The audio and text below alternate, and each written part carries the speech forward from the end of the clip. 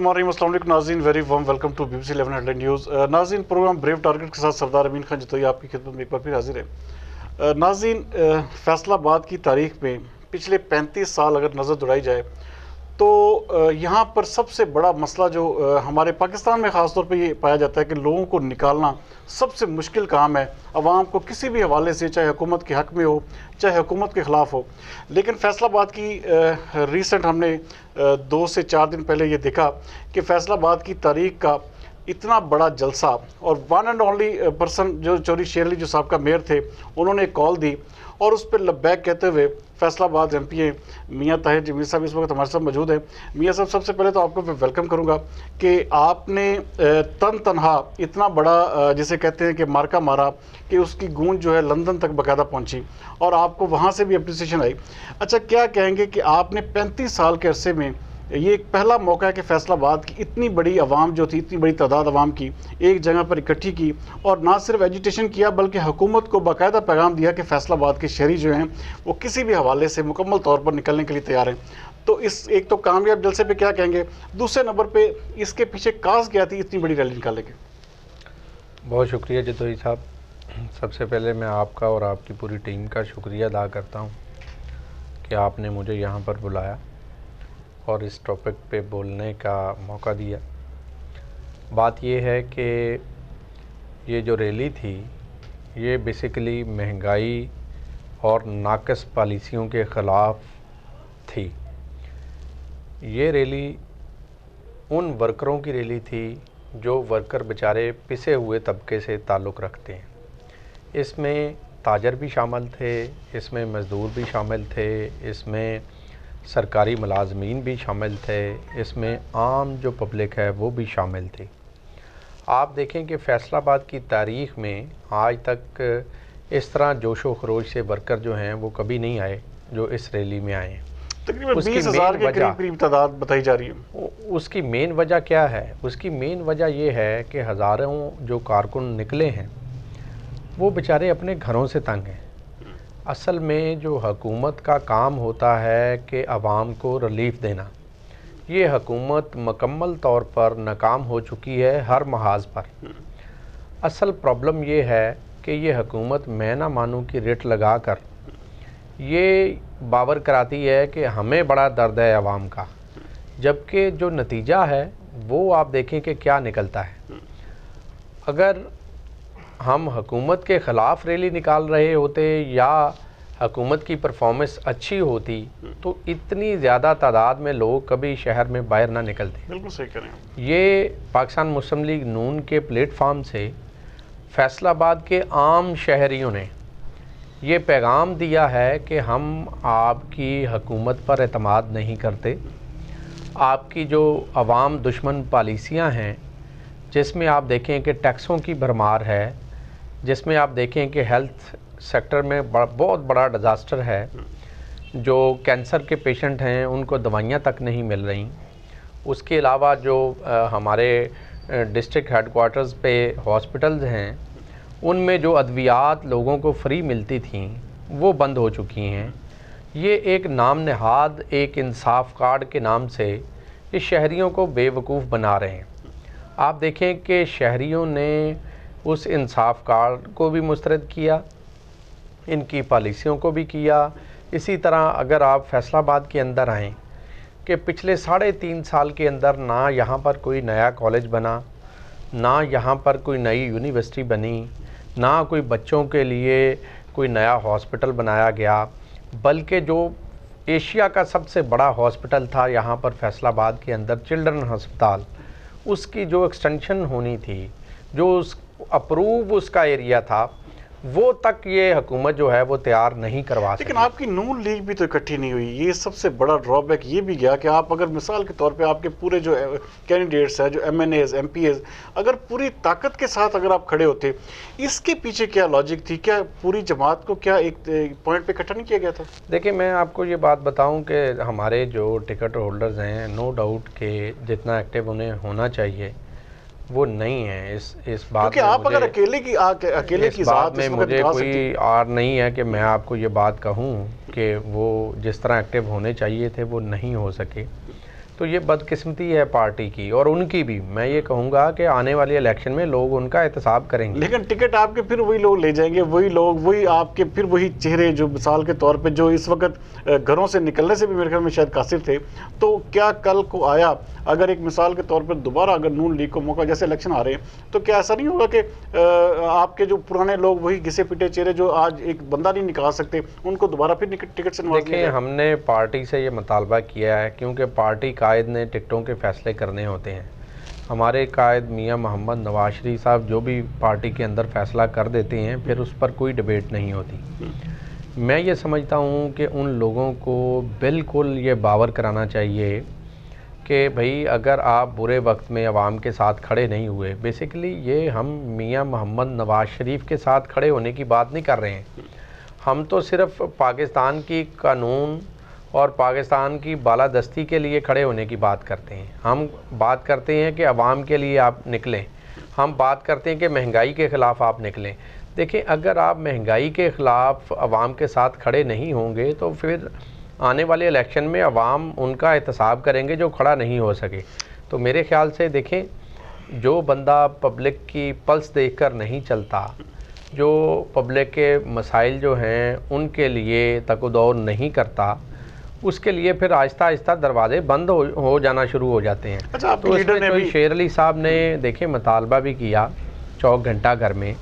انہوں نے یہ کہا کہ میاں نواز شریف صاحب سے یہ مطالبہ کیا کہ مجھے یہ ورکروں کو دیکھ کر بڑی خوشی ہو رہی ہے کہ اتنی بڑی تعداد میں, اتنی سردی میں جو اتنی بڑی تعداد میں ورکر اکٹھے ہوئے ہیں. حالانکہ آپ کو یاد ہوگا آپ کا پچھلا جو ایک جلسہ تھا پچھلے سال والا مینار پاکستان, صرف سردی کی وجہ سے فلاپ ہوا تھا, وہاں پہ آپ لوگ اکٹھے نہیں کر سکے تھے.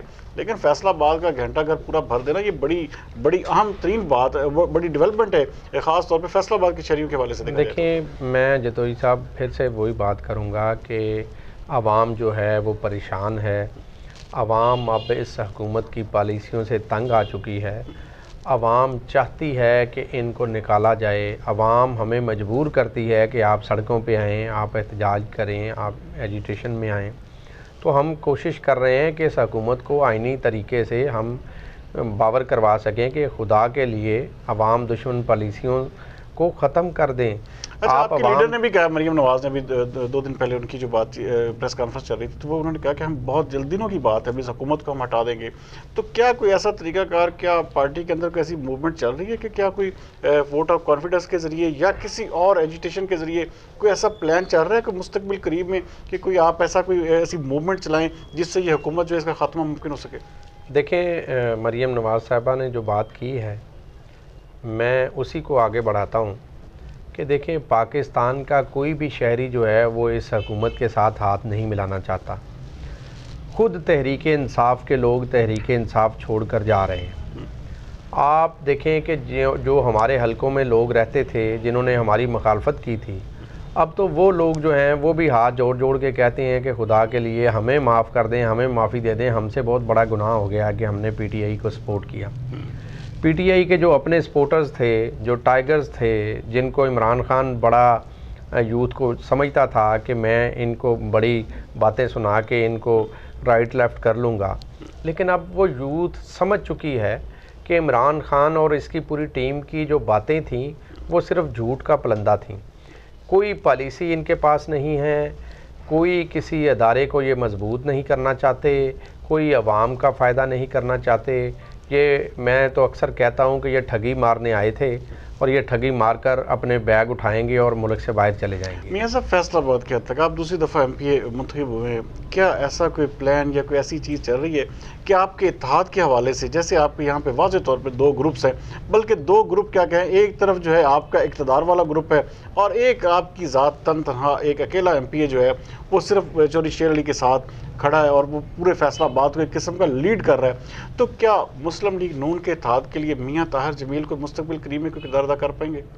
دیکھیں, ہم نے بالکل ہمارے دروازے کھلے ہیں اور میں اس چینل کے حوالے سے, آپ کے اس پلیٹ فارم کے حوالے سے بھی تمام اپنے پاکستان مسلم لیگ نون کے کارکنوں کو, اپنے دوستوں کو, اپنے بھائیوں کو اپیل کرتا ہوں کہ خدا کے لیے پارٹی کے پرچم تلے ایک ہوں, کیونکہ یہی وہ پارٹی ہے جس نے پاکستان کو ترقی کی راہ پر لے کر جانا ہے.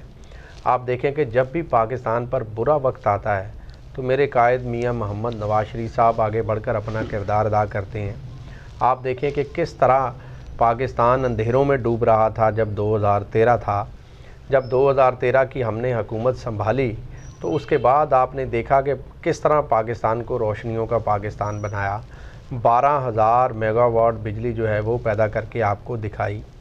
پاکستان کی تاریخ کی اتنی بجلی کسی حکومت نے نہیں بنائی جتنی پاکستان مسلم لیگ نون کی حکومت نے بنائی۔ بے شک نو ڈاؤٹ، کام کے حوالے سے دیکھا جائے تو مسلم لیگ نون کا کوئی اس پہ ثانی نہیں ہے، لیکن اچھا ایک چیز اور بھی سننے میں آ رہی ہے صاحب، صدارتی نظام کے حوالے سے مسلسل جو ہے نا وہ جسے کہتے ہیں پچھلے چند دنوں سے ٹرینڈ چل رہے ہیں، مختلف ٹویٹر پر بھی سوشل میڈیا پر بھی یہ بات بہت زیادہ زیر گردش ہے کہ ملک میں ایمرجنسی لگا۔